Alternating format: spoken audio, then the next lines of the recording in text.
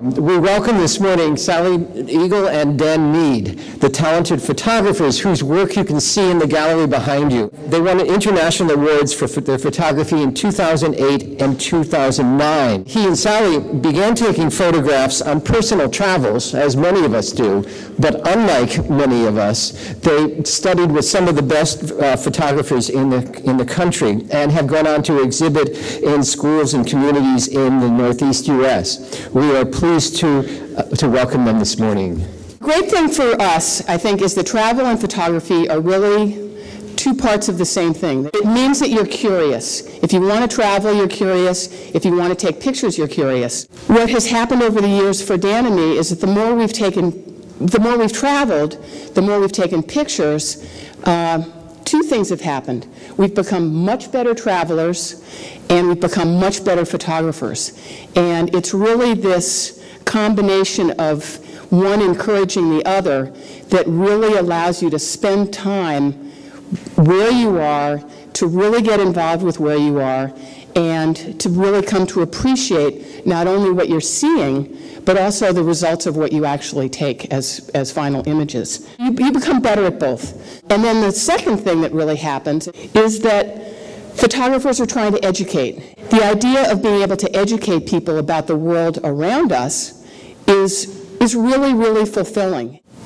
Well, first of all, when I thought about Westover, I thought, what a great resource you guys have. And then it struck me that my grandmother graduated 100 years ago from Westover and was one of 6 or 7 sisters that went to school here.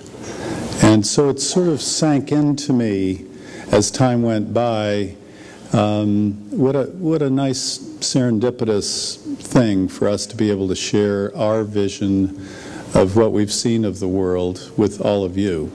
And that's a real pleasure for me. And so in my heart, I guess I dedicate our little gallery exhibit to my grandmother. I've recently come across a quote from St. Augustine that the world is a book, and those who do not travel read only a page. I want to read the whole book. You know, I want to savor the cities and the peoples, their works, their past, as well as every last aspect of our physical earth and all its beauty and its vast, infinite variety of forms. And the animals. I really want to see and celebrate all the animals we can see in their unique environments. Sally and I collect experiences, not in the sense of ticking off countries that we've been to, because we've never, ever added up all the countries we've been to, but we simply want to know, and know well enough to feel the essence of each different culture and climate and place and experience. Travel, therefore, is the medium. It's the force that makes it all happen. And similarly, the photography captures the images that tend to rush by us so fast when we travel, and really captures them more securely and tangibly than memories might. So, I mean, I often call our photographs our memory aids, and I guess as we get older, they'll certainly be our memory aids. Anyway, I think St. Augustine was right. To travel is to live beyond ourselves. It opens our eyes further to continuously reshape our senses of proportion.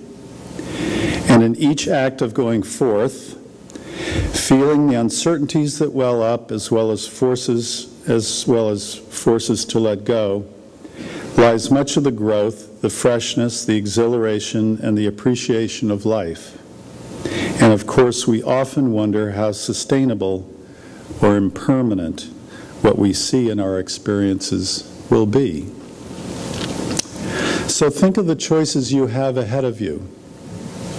Consider travel and how many pages you want to read of this earth, and wonder about the experience of nature and the nature of experience. Thank you.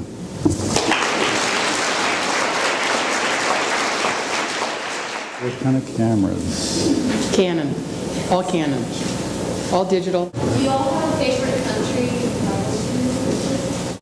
It's really hard to say that there's a favorite. Each one has just a very unique quality and a really, really nice flavor.